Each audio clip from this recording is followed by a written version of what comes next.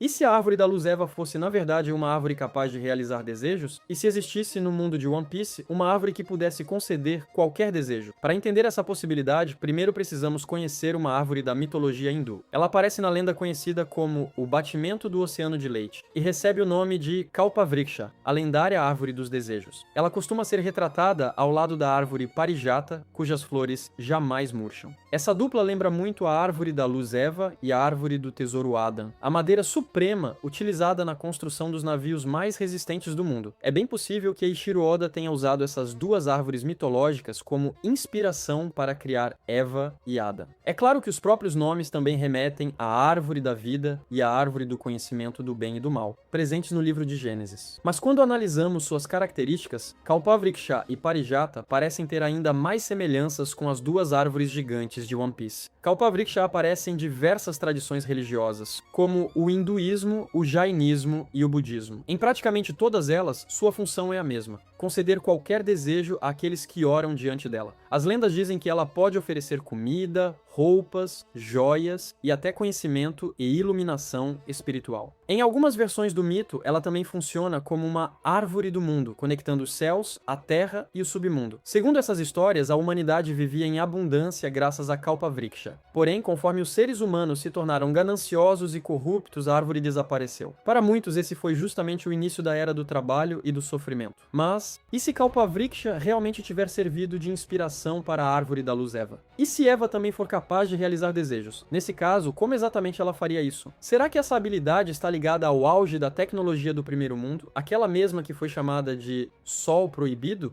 Ao observar o mural de Elbaf, muitas interpretações já foram feitas, mas nenhuma conseguiu explicar completamente essa parte específica. Então vou apresentar minha própria visão. Na minha interpretação, esse mural não representa uma simples história. Ele mostra o funcionamento de um sistema. Se você prestar atenção na posição dos braços e dos rostos das figuras, é possível perceber a direção para a qual cada personagem está olhando. Seguindo esse fluxo, vemos pessoas subindo enquanto carregam algo parecido com pequenos flocos ou estrelas. Quando esse objeto chega até a figura coroada ao lado da árvore, ele aumenta de tamanho. Depois disso, outras pessoas colocam esse objeto nas costas e o transportam até um navio que segue em direção à cidade. Logo abaixo, aparecem pessoas descendo com auréolas sobre suas cabeças. Essas auréolas, tradicionalmente, representam santos ou anjos. Porém, em mangás e animes, elas também costumam simbolizar pessoas que morreram. Se for esse o caso, talvez essa imagem represente alguém oferecendo sua própria vida, ou sua força vital. Mas afinal, o que são esses objetos brilhantes carregados pelas pessoas? Acredito que Oda deixou mais uma pista para facilitar essa interpretação. Os mesmos formatos desses flocos aparecem desenhados ao lado da lua e de outros corpos celestes como se fossem estrelas. E existe um detalhe muito interessante na língua japonesa. A palavra Hoshi significa estrela, já Hoshi significa querer ou desejar. Como a pronúncia das duas palavras é extremamente parecida, elas são frequentemente usadas em trocadilhos. E quem acompanha One Piece sabe muito bem que Oda adora usar jogos de palavras como pistas escondidas para acontecimentos futuros. Então pense comigo, o que existe tanto no céu quanto dentro das pessoas? Se olharmos esse mural pelos olhos das crianças de Elbaf que o desenharam, a resposta mais provável seria justamente estrelas. Se essa interpretação estiver correta, então esse mural mostra um sistema capaz de realizar desejos em troca da própria vida. Imagine explicar uma tecnologia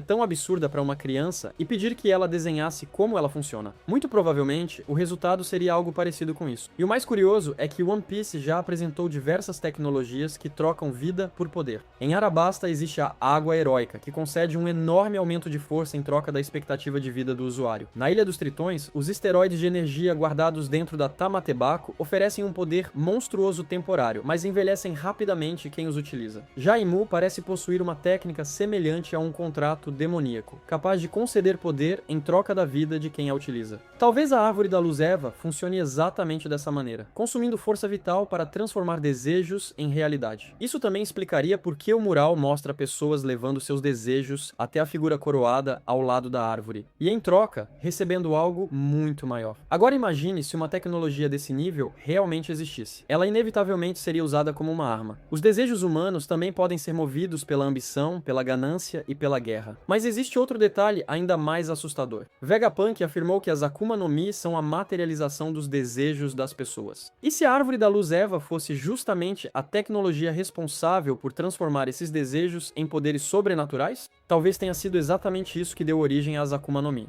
E também a Grande Guerra que destruiu o Primeiro Mundo. A partir daqui entramos completamente no campo das hipóteses. Vamos organizar essa possibilidade em ordem cronológica. Muito antes da queda do Reino Antigo, muito antes da fundação de Arabasta, existia o chamado Primeiro Mundo. Um mundo que para nós estaria no futuro. Foi nessa época que alguém teria criado a Árvore da Luz Eva, uma tecnologia tão avançada que parecia magia. Graças a ela, nasceu uma civilização onde ciência e milagres eram praticamente indistinguíveis. Mas não demorou para que essa tecnologia se tornasse o centro de uma guerra devastadora. A habilidade da Árvore Eva passou a ser usada como arma, enquanto o lado inimigo buscava desesperadamente uma forma de neutralizar esse poder. Talvez essa tentativa tenha sobrevivido até os dias atuais na forma daquilo que conhecemos como o ódio do mar. Imagine que durante essa guerra, uma substância capaz de enfraquecer os usuários da Árvore Eva tenha sido espalhada pela atmosfera na forma de gás ou até de nanotecnologia. Com o passar dos séculos, essa substância teria contaminado os mares, rios e águas paradas do mundo inteiro. No Terceiro Mundo, ela passou a ser conhecida como Pirobroin, ou simplesmente como o poder do mar. Isso explicaria por que os usuários perdem suas forças ao entrar em contato com o mar, com água parada ou com o Kairosek. Também ajudaria a explicar a resistência absurda dos poneglyphs e do próprio Kairosek, que talvez sejam apenas vestígios da tecnologia extremamente avançada do Primeiro Mundo. Criaturas estranhas como os Dendenmushi, Zunisha e os Reis dos Mares também poderiam ser resultados da engenharia genética daquela época. Pense, por exemplo, em uma Akuma no Mi capaz de controlar magnetismo. Para combatê-la, armas metálicas seriam inúteis. O mais eficiente seria criar armas biológicas. Talvez seja exatamente por isso que os Mink desenvolveram um estilo de combate tão incomum, capaz de gerar eletricidade e despertar o poderoso estado Sulong sob a luz da lua. Quem sabe eles tenham sido criados originalmente como soldados especializados no combate contra máquinas. Além disso, a capacidade de Momonosuke de comandar Zunisha, a voz de todas as coisas compartilhada por Luffy e Roger, e até mesmo o próprio Haki podem ser vestígios de humanos geneticamente aprimorados ou de uma elite tecnológica do Primeiro Mundo. Zunisha, por exemplo, passa a impressão de ser uma entidade construída para obedecer ordens, e não uma criatura que surgiu naturalmente. Da mesma forma, as armas ancestrais talvez não sejam relíquias divinas, mas sim armas desenvolvidas durante aquela gigantesca guerra. Assim como aconteceu em O Castelo no Céu, onde armas extremamente avançadas acabaram sendo lembradas nas antigas lendas como o fogo celestial que destruiu Sodoma e Gomorra. Assim como acontece com a nossa própria civilização nos dias de hoje, os habitantes do Primeiro Mundo podem ter entrado em uma corrida armamentista capaz de levar toda a humanidade à extinção. Pouco a pouco, o planeta caminhou rumo ao colapso. Se esse Primeiro Mundo realmente representa um reflexo do nosso futuro, talvez esse destino fosse inevitável. É claro que tudo isso ainda é apenas uma hipótese, uma reconstrução baseada nas pistas deixadas por Oda. Mas quando observamos o enorme quebra-cabeça que é One Piece, não parece que todas essas peças começam a se encaixar de maneira surpreendente? Voltando ao mural de Elbaf e aos versos de Harley, tudo indica que essa grande guerra acabou provocando o surgimento da Red Line. Essa possibilidade pode ser percebida nas passagens que mencionam o Deus da Terra, a Serpente do Fogo Infernal e também na enorme serpente desenhada no próprio mural.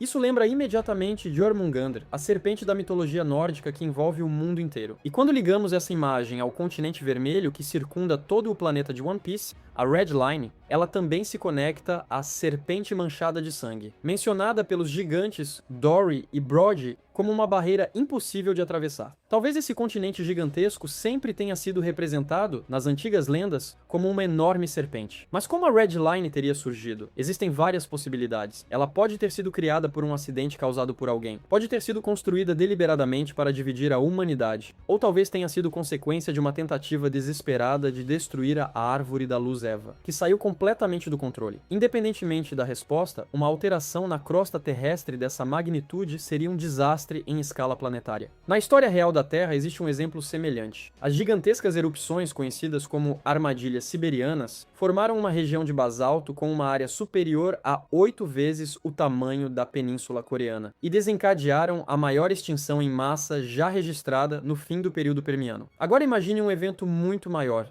do tamanho da Headline. Além de tsunamis colossais e do colapso de continentes inteiros, o planeta entraria em um inverno vulcânico. Cinzas, gases e aerossóis cobririam a atmosfera durante décadas, impedindo a luz do Sol de alcançar a superfície. Isso combina perfeitamente com a descrição de Harley, que fala sobre uma era de morte e escuridão. Sobreviver a um desastre assim seria praticamente impossível. Sem alternativas, a humanidade teria buscado refúgio nos únicos lugares ainda habitáveis. Alguns poderiam ter fugido para a Ilha dos Tritões, localizada nas profundezas do oceano e iluminada pela Árvore da Luz Eva. Outros talvez tenham abandonado completamente a Terra, viajando até a Lua. E se essa for a verdadeira função da Arca Noah e da enorme embarcação voadora desenhada no mural, outra contradição desaparece. Muitos acreditam que Noah foi construída apenas para transportar os homens-peixe até a superfície. Mas olhando atentamente para o mural, não são apenas homens-peixe que aparecem embarcando nela. Assim como acontece na Arca de Noé da Bíblia, diversos animais e pessoas parecem entrar aos pares. Essa diferença faz muito mais sentido se Noah não tiver sido construída durante o século perdido, mas sim herdada diretamente do primeiro mundo. Isso também explicaria por que ela possui o formato de uma verdadeira arca, e não de um submarino. Desde o início, ela teria sido projetada para navegar tanto nas profundezas do mar quanto na superfície. Existe também a antiga lenda de que toda a população da Ilha dos Tritões participou da construção de Noah. Porém, atualmente, nem mesmo todos eles juntos conseguem reparar os danos da embarcação. Talvez isso aconteça porque exista uma enorme diferença tecnológica entre a Ilha dos Tritões do primeiro mundo e a que conhecemos hoje. Outro detalhe interessante é que a arca desenhada voando no mural lembra muito a Ark Maxim, construída por Enel. Isso sempre gerou bastante confusão entre os fãs. Mas existe um detalhe importante. Enel nasceu na Ilha do Céu, Birka. E, segundo as histórias de capa do mangá,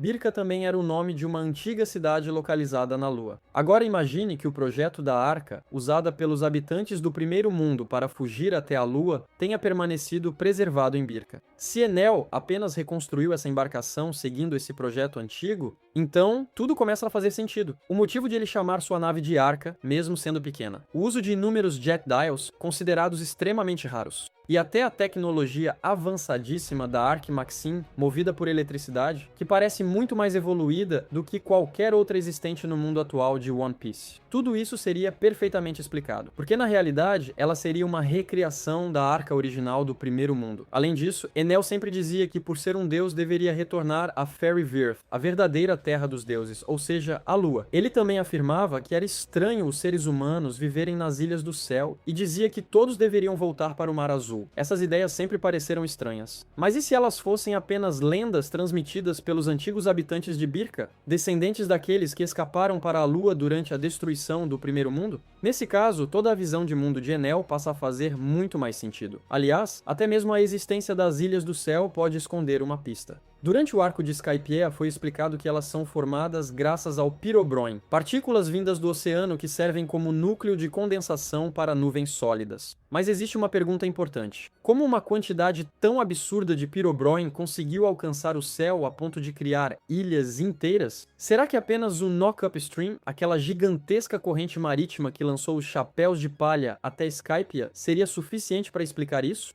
Talvez não. Talvez, durante a destruição do primeiro mundo, a formação da Headline tenha lançado uma quantidade gigantesca de Pyrobroin para a atmosfera na forma de aerossóis. Isso explicaria naturalmente a origem das Ilhas do Céu. Voltando ao ponto principal. Como eu disse antes, a destruição do primeiro mundo mergulhou o planeta em décadas ou talvez séculos de morte, frio e escuridão. Durante esse período, os sobreviventes viveram confinados em lugares pequenos, como a Ilha dos Tritões e as colônias da Lua. E isso também pode resolver outro mistério de One Piece: o problema da língua. Normalmente, em filmes ou quadrinhos, ninguém questiona como personagens de países completamente diferentes conseguem conversar sem dificuldade. A resposta costuma ser apenas: é uma obra de ficção. Mas na vida real, povos separados durante milhares de anos desenvolveriam idiomas completamente diferentes. Em One Piece, porém, os chapéus de palha viajam pelo mundo inteiro e conseguem conversar com praticamente qualquer pessoa. E se isso for consequência daquele antigo período em que sobreviventes do mundo inteiro viveram juntos durante muito tempo, em espaços extremamente limitados como a Lua e a Ilha dos Tritões, séculos de convivência poderiam ter unificado a linguagem de toda a humanidade. Além disso, apesar da navegação extremamente difícil, o mundo de One Piece ainda funciona praticamente como uma única sociedade. O governo mundial e a marinha mantêm a ordem em escala global. Os reis de diversos países continuam se reunindo periodicamente durante o Reverie. E vale lembrar que o planeta só passou a ser formado por milhares de ilhas entre 800 e 900 anos atrás. Ou seja, esse intervalo talvez não tenha sido suficiente para que os idiomas evoluíssem de maneira completamente diferente, restando apenas pequenas variações regionais, como sotaques e dialetos. Mas então surge a pergunta mais importante de todas.